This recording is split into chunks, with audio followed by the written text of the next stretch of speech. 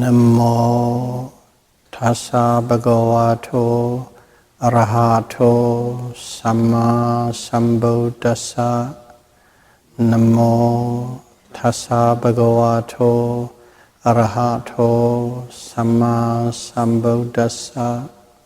Namo tassa bhagavato arahato samma sambuddhassa. We'll be discussing about mental concentration, Samadhi, today. Mental concentration, okay, or fixed concentration, also called in Pali as Samadhi. Sometimes people use the word samatha as well.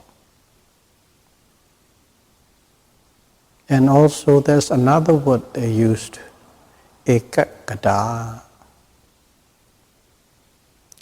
Ekaggata. And all these applies to concentration. To be more precise is mental concentration. So what is this concentration? This concentration is also one of the mental factors out of the 52. And in there, it used the word ekaggata. Okay. Some people translate as one-pointedness. Or eka is one object, the mind being with the one object. That's also the meaning. And these mental factors, they call it more like you can call it universal. Whenever a type of consciousness arises, there's always mental factors. Some arises all the time together with them, with no exception. Some arises in a certain situation with a certain group. But this samadhi, or one-pointedness, or ekaggata, mental concentration, arises with every type of consciousness that arises. So you can call it, these are the universal. Everything. Whenever there's awareness, there is concentration. Because without that concentration, you cannot know the object. Without that concentration, you cannot penetrate the object. You cannot stick with the object. That is the concentration. Every time when you're observing an object, every time when you are mindful of the object, there is concentration. It's just a matter of to what degree that kind of concentration, it varies from one to the other. In other words, everything that you do, everything that you say, every moment, whatever you are aware of, there always is concentration. Being aware of the object, being with the object, being with the object. If you are not being with the object, you won't know the object. In other words, without a certain intensity of concentration, it won't work. It always arises together with any type of consciousness that is arising at any moment. So that is the basic level, of course. But this concentration, as it is universal everywhere and anywhere, all the time arising, these mental factors can always be developed, always harnessed, always put in order and in place. In other words, They can be programmed, they can be trained, and they can be developed, and they can make it more and more powerful. These are the nature of mental states or mental factors. It can develop, it can harness, it can tame, it can culture. So in here too, this concentration can be developed or programmed into a certain thing. Here you are with the one object, there's a concentration. And when that object disappears, concentration also disappears. There's another object, another concentration comes in, that another object's gone, that concentration is gone.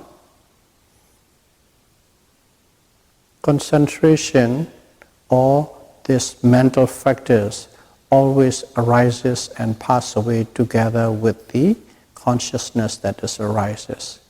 And for the consciousness to arise, it requires an object. Without object, consciousness cannot arise. So it always needs and requires an object, physical or mental. So this concentration applies onto the object, Being with the object, stick with the object. So in a normal mode, we do many things, we know many things, and concentration arises and passes away, arises and passes away. Concentration is always there, but we are not even aware of that concentration. Okay? Unless you become suddenly quite keen onto something to probe into. As soon as you probe into something quite keenly, then that concentration becomes more pronounced and distinct. You become aware. That kind of fixed attention is required. Fixed attention is needed to know something that you really want to know. That fixed attention is the concentration samadhi. So, how can we develop this? First and foremost is you give a special attention to a situation or a condition, that concentration power increased it. And as we say, the object arises and passes away, the mind arises and passes away, which means the concentration arises and passes away. To develop concentration, you have to put it in such a way you observe the same object again and again and again. Okay? If you jump from one object to the other, one object to the other, one object to the other, that concentration cannot develop to the higher level or higher degree of strength. But when you apply that attention repeatedly, picking up one object and you apply repeatedly again and again, pay special attention to that object. Okay? Direct your mind to that object repeatedly, then that concentration increased, the power of the concentration increased. Okay. But people think this concentration is the same object all the time, everywhere. No, it is not. The mind arises and passes away very fast, faster than you can even imagine or comprehend. But if you're observing the mental object, it's just that. If you're observing a physical object, let's say you are observing a flame,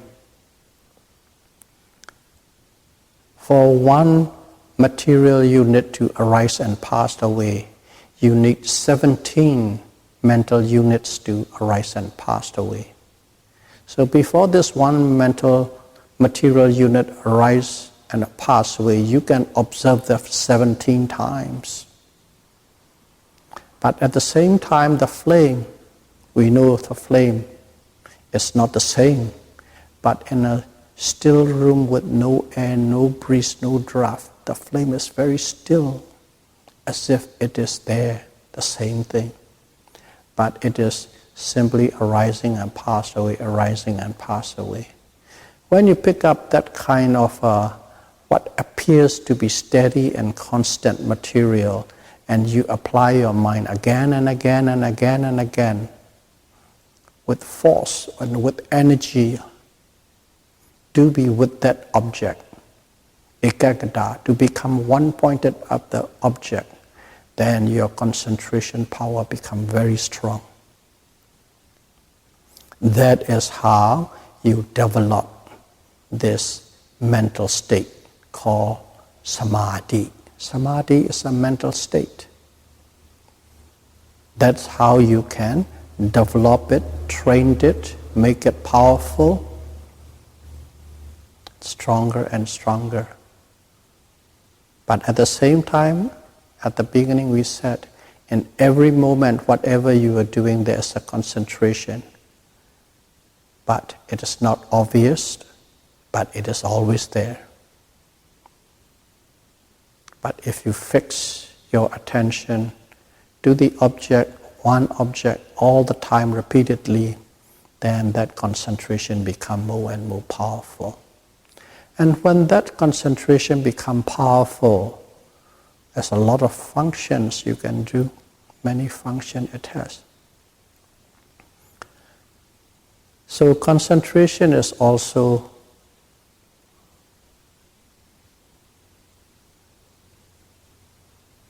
neither neutral or neither wholesome or unwholesome, it is neutral. When it associated with the unwholesomeness, it becomes an unwholesome samadhi or concentration. When you associate with the wholesome nature, it becomes wholesome concentration. But concentration itself is totally neutral. Just like viriya, effort, it is a neutral state. That's why Buddhas give us very specific. He gives us 40 material objects to observe. He doesn't say you can observe anything and everything you want for samatha meditation, concentration meditation. 40 types, because these 40 types of objects that the Buddha gave us to meditate produce wholesome nature. So your concentration becomes wholesome concentration. And of course, in mindfulness, insight meditation, we do not choose any object, whatever object it arises, but the way it observes, the technique it observes, gives you in a certain structure. You are always in a state of neutrality, no favoritism, no prejudice, no likes, no dislike, no fear, no hope. That is how the method, technique is constructed. Because of that, even though we are observing, because of the technique, we observe in a way that the objects become totally inefficient, or it doesn't have power to produce unwholesomeness or wholesomeness because of the technique, because of another mental factor called sati, mindfulness. When you have mindfulness in your observation, everything becomes wholesome, so to speak. Everything becomes neutral. There's no likes, no lobha and no dosa, let's put that way. No greed and no anger. Because of that, it becomes wholesome. Because of the penetrative, mindful observation, you know everything about that object, so it also becomes alobha, moha, which I mean non-delusion. So mindfulness is the technique that changes it to every condition, even though you are observing. Even though you are observing that is a nasty incident that makes you angry, you observe as thinking, thinking, angry mind, anger, anger. The technique that changes it, the technique changes the unwholesome into wholesome. The technique changes the wholesome to be more repeatedly wholesome. That's the technique. The key is sati, mindfulness. But we are not discussing mindfulness. We are talking about concentration, samadhi. So in here, we are observing, and if you are doing samatha meditation, concentration meditation, we have the 40 objects that Buddha gave us. We can use that and we can be quite assured and safe. Your unwholesome mind will not arise if you use one of these 40. And if you use mindfulness correctly, no unwholesome mental state can arise. So automatically it's streamlined into it. And this kind of concentration, samadhi, developed through these channels, they become the wholesome, correct, right concentration, samadhi. Okay? Samadhi itself is neither wholesome or unwholesome. When you associate with the unwholesome object, it becomes unwholesome samadhi or unwholesome concentration. When you associate with the wholesome object, it becomes wholesome concentration. And Buddha makes sure that we don't go into the pitfall. He gives us specifically exactly what kind of objects to observe with in our meditation. So you can rest assured we are developing wholesome or samadhi. What is the samadhi? Samadhi is one of the Eightfold Noble Path, or one of the 8 factors of the path. It's the group. So in here, we are developing samadhi.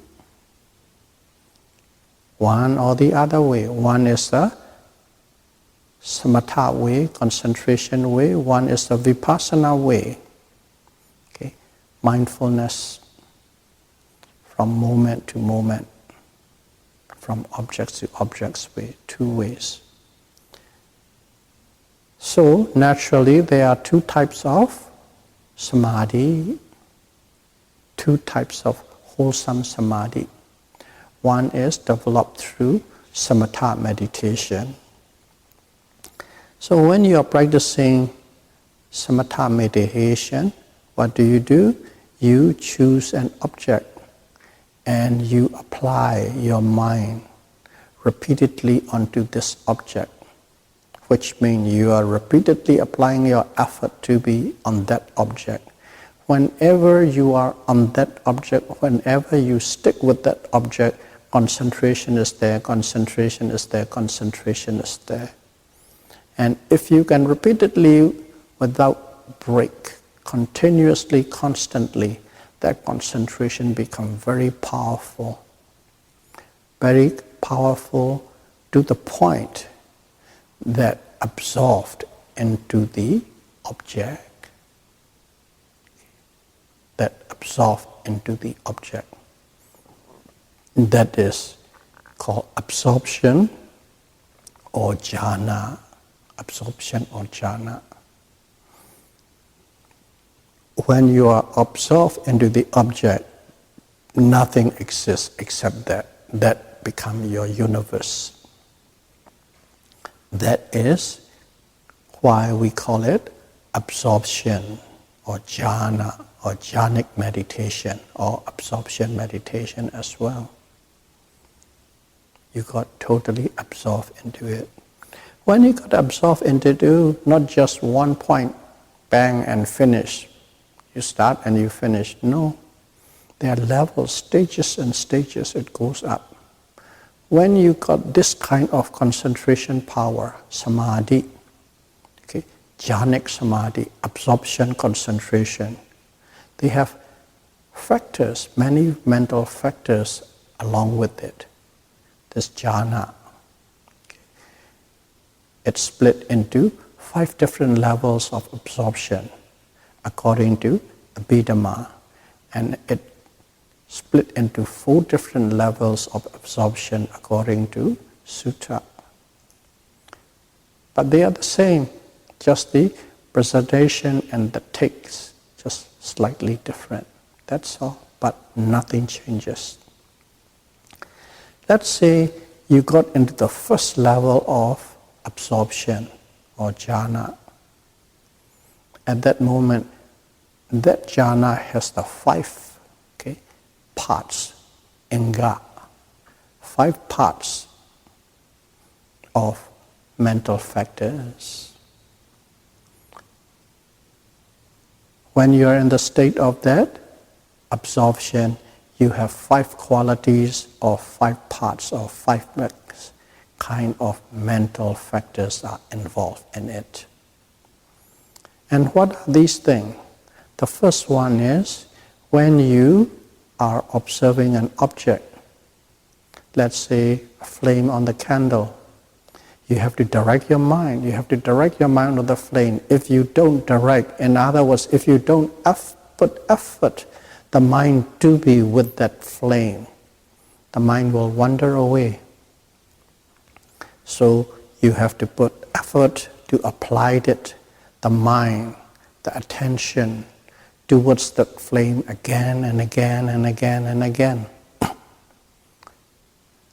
In other words, that is called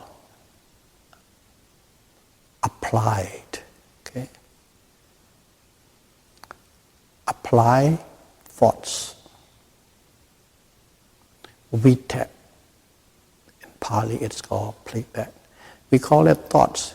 It is the process that goes on to put the mind directly towards the flame. That's called applying. Applying the mind, directing the mind. That one is called applied thoughts or directing the mind. That is one factor. Okay, applied thoughts. And then secondly is called visara. Visara is you make sure that your mind stick to that flame, to be with that flame. The first one is just directing. Now once you direct, you go into the mental contact with the flame and you stay with the flame, you stick with the flame. And that is visara. The proper translation is called sustaining thought. The first one is applied thought, second one is sustained thought. You sustain your mind to be with that flame. With that, vichara. And if you can keep that for quite some time, suddenly joy or rapture, very intense, pleasurable interest arises in you, in your mind. Intense, pleasurable interest arises in you. Okay, to be simple, you have a great goosebumps and you feel great and you feel fantastic. You don't have any object. Before you have to be happy. If you are happy, you have to have a situation or a condition or a person or what you want, what you need fulfilled. Then the happiness arises. You need an object. And here is no.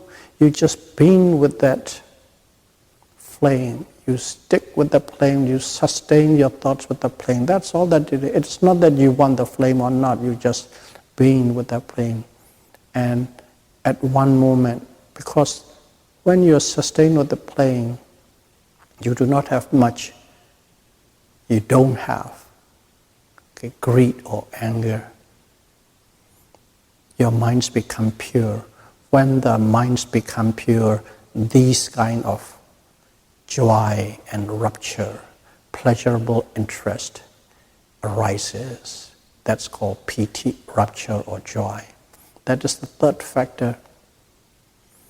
And then fourth, yes, that kind of pleasurable is still a little bit gross. Okay. Very obvious. Sometimes you actually physically feel goosebumps manifested into goosebumps.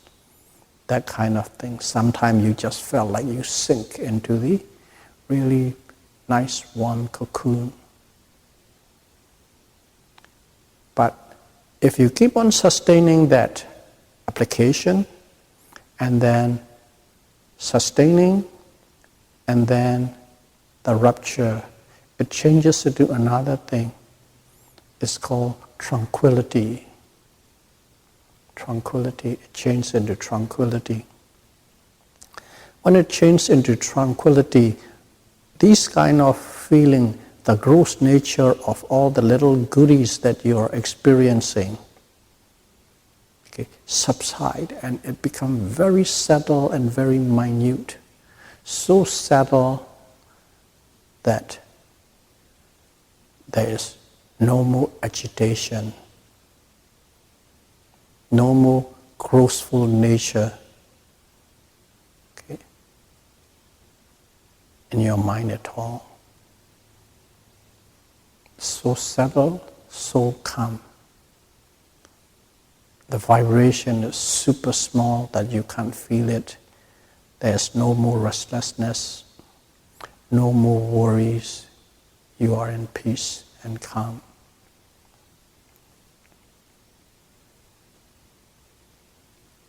That kind of states arise. It's called passaddhi or tranquility. So we have four: application, sustaining, joy, and calm, tranquil nature. And then the fifth mental factor is one-pointedness. The mind is always with that flame, always with the flame. It deviates to nothing. So there are 5 parts when you are in the first state of jhana, the first level of jhana, or the first level of absorption. You still need to apply, you still sustain it. There are moments of ruptures and moments of tranquilities, and one-pointedness is all the time on the flame. That is the 5 parts of concentration samadhi. So 5 factors, you need 5 parts. And if you have all these 5, it's called the first jhana. And second jhana is you take out the first one, applying the mind towards the object. You don't even need to apply that anymore. You don't need to put effort to apply the mind towards the object. The mind just stick with the object, and you only have the remaining 4, which is sustain, joy, tranquil, and one-pointed. That's called second jhana. And the third jhana is you don't even need to apply, and you don't even need to sustain. Simply there, you're filled with joy, happiness, tranquility, and one-pointedness. Third jhana. And fourth jhana, there's no more rupture, because rupture at that time is very gross. Very gross. For those people, it becomes like right now, thorns on the rose vine or rose bushes stem. It's very gross, very sticky, very thorny, it's pricky. Just like that, for those people, at first joy is fantastic. But when you got to that level, what happened is that it's become like a thorn on a rose vine. Rupture's gone. Only tranquility and one-pointedness. That's the fourth jhana. Tranquility and one-pointedness, the fourth jhana. And you keep on practicing, and finally tranquility dropped. No more tranquility. Even tranquility is very, very coarse in nature. Tranquility is something not desirable. You go to the fifth jhana. In the fifth jhana, there's one-pointedness. Tranquility is gone. In the place of tranquility, equanimities took over. So in the fifth jhana, this is the equanimity and one-pointedness. That is the fifth jhana, the highest. And this those are the 5 mental factors of samatha or samadhi concentration. And each level there's a certain associates, and the highest level, the fifth, is equanimity and one-pointedness. You're with the flame and you are totally equanimous towards the flame. That is according to Abhidharma. And according to Sutra is only 4 jhana. Nothing changes much. In the first jhana you have all those 5. And the first jhana and the second jhana, you don't have the first 2. Applied thoughts and sustained thought. Application and sustaining is gone. That's the second. And of course the third one is rupture is gone.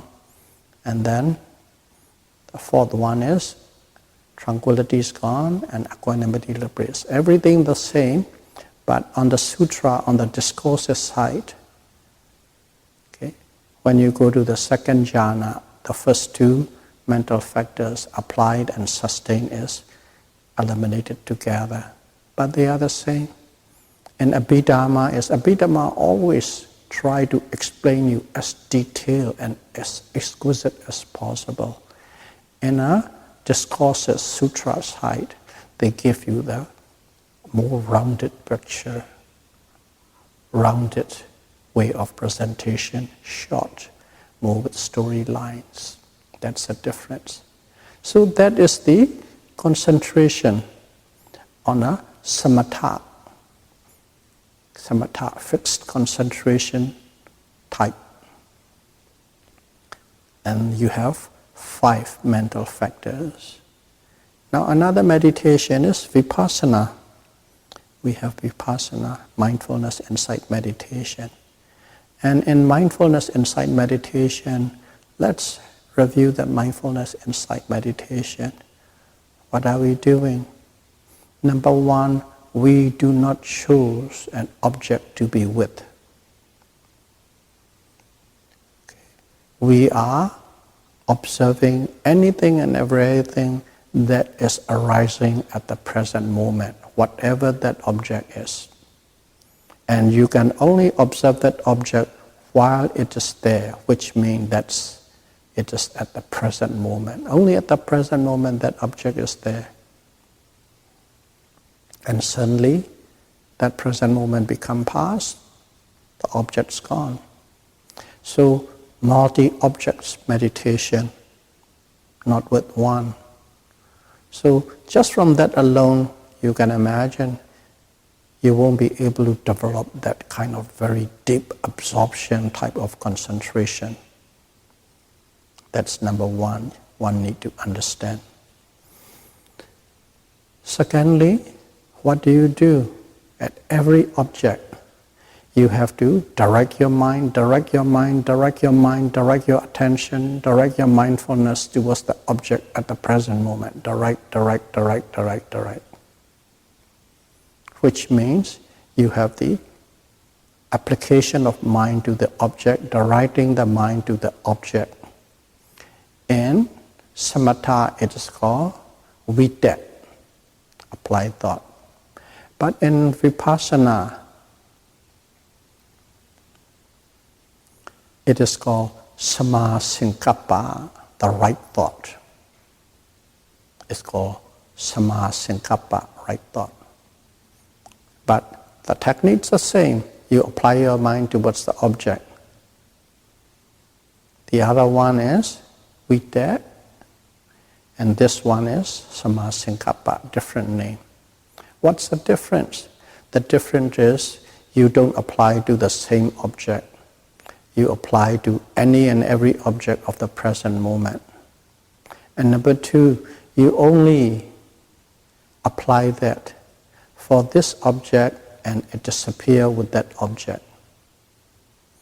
And at that moment, that little moment, enormous amount of energy has to be applied, because you cannot just simply just know it.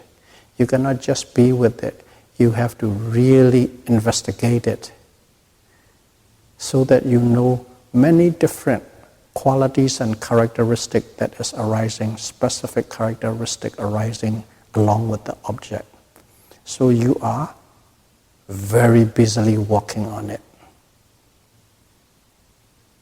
You can be one-pointed, but you must apply the object. You must apply the object at every moment. Moment to moment you apply. And once you applied it, what do? Let's use this very simple example. You're observing the rising movement of the abdomen. Okay. First of all, it starts moving.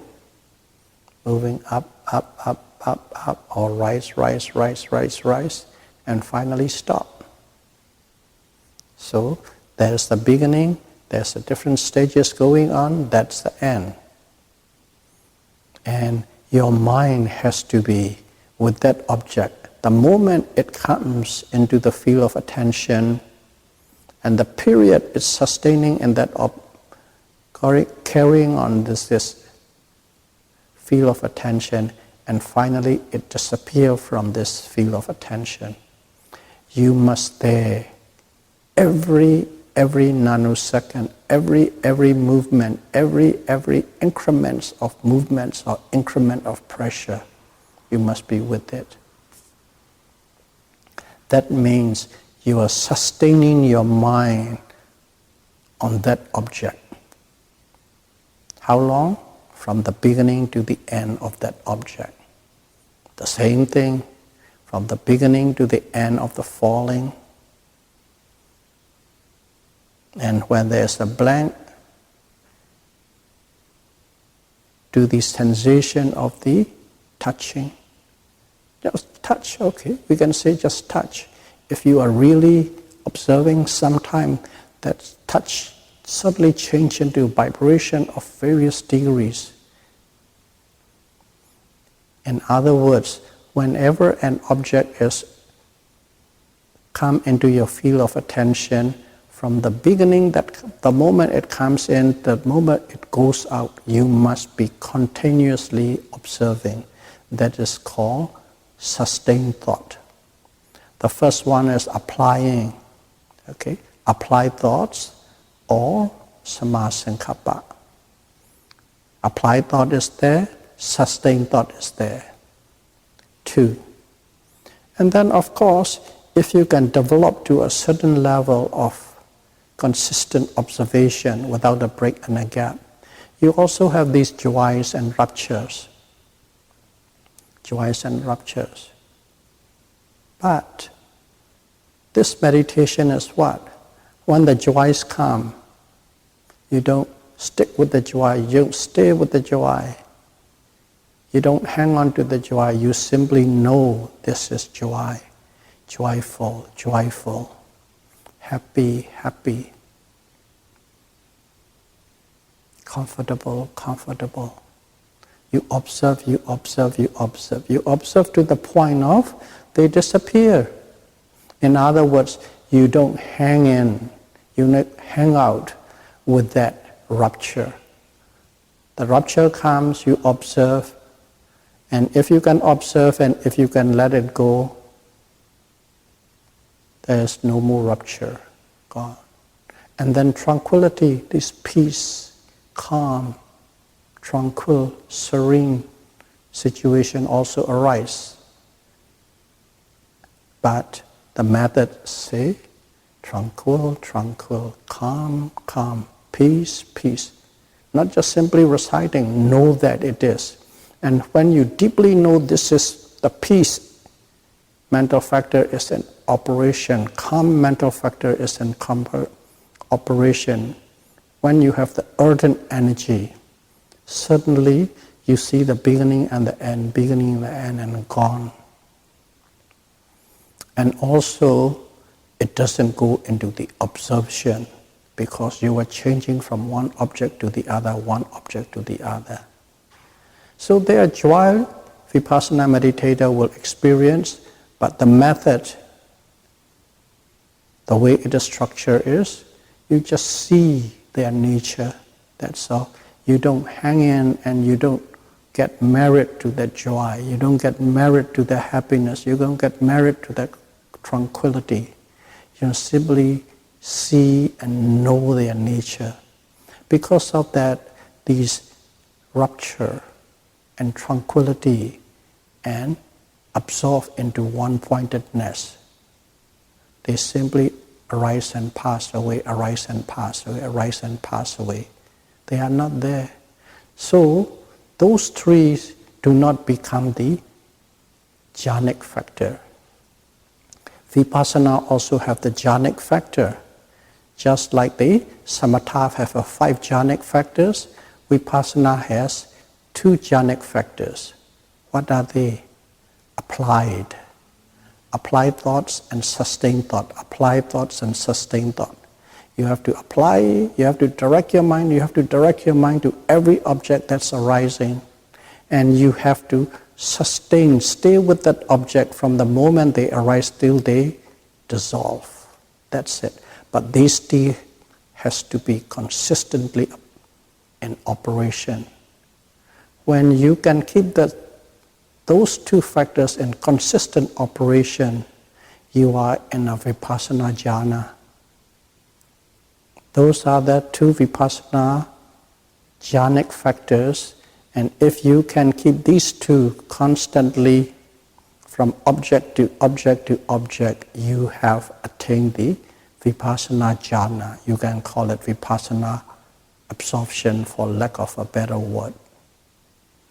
So that is concentration. Now we know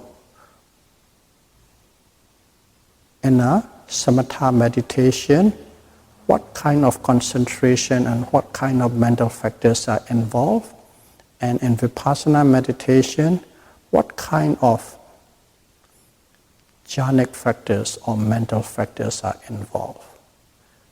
Based on the technique that is applied, it changes from 5 to 2. So that is Vipassana jhana or Vipassana concentration. They only last for a moment, and moment to moment to moment to moment. But if your mindfulness is always in contact with the object that is arising all the time without a beat missing, that jhanic factor is very strong, which means your concentration, Vipassana concentration is very strong. So when it is strong, what happens?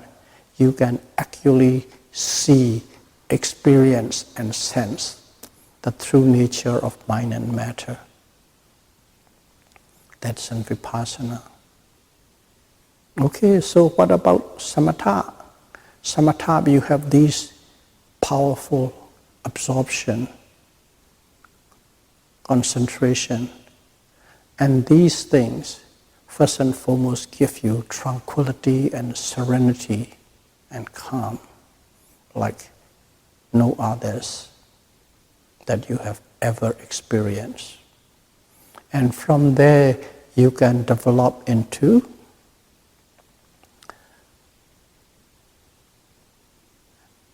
Itipa, the goal. In other words, you have a supernormal power, supernormal mental power. All kind of psychical power that you can imagine, you can develop into that channel that concentration, absorption into those things. You also have they call it Deva Sakhu, which are let's call it angel eyes, the eyes of Deva. You can see things in near, you can see things in the far places. You can see from here to the other side of the world, whoever, whatever that you incline your mind to. They are not automatically you are seeing everything. You have to incline your mind to see that.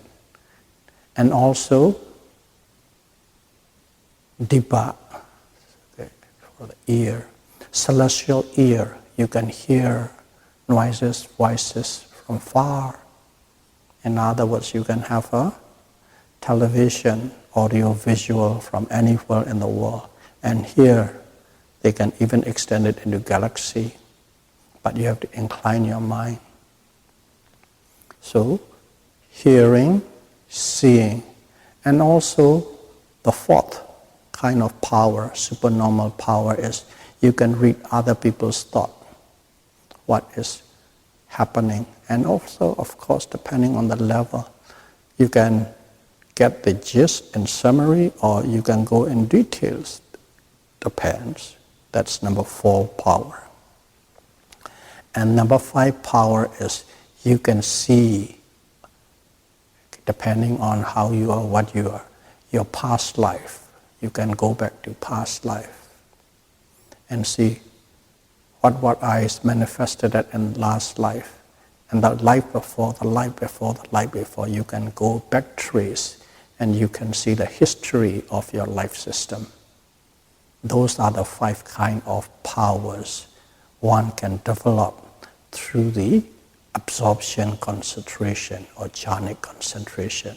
So that is the benefit, you can say. And Vipassana is, you can see with this Vipassana concentration the true nature of mind and matter. And as you already know, once you know the true nature of mind and matter, you understand the true nature of self. And when you understand the true nature of self is really non-self, your perception of the world changes in every aspect that you have never ever think that you could. And from that understanding, you or other living beings benefits a lot from your actions, physical, verbal, mental actions. And of course, eventually, you are totally uprooted and released and free from all kind of suffering. Suffering exists in this universe, but you do not take as suffering anymore. If you do not take as suffering anymore, you don't suffer anymore. Suffering cannot inflict pain, physical or mental pain upon you. That's your personal level. So it benefits you and it benefits all others. That is where the concentration, Vipassana concentration, will take you to the eventual final goal.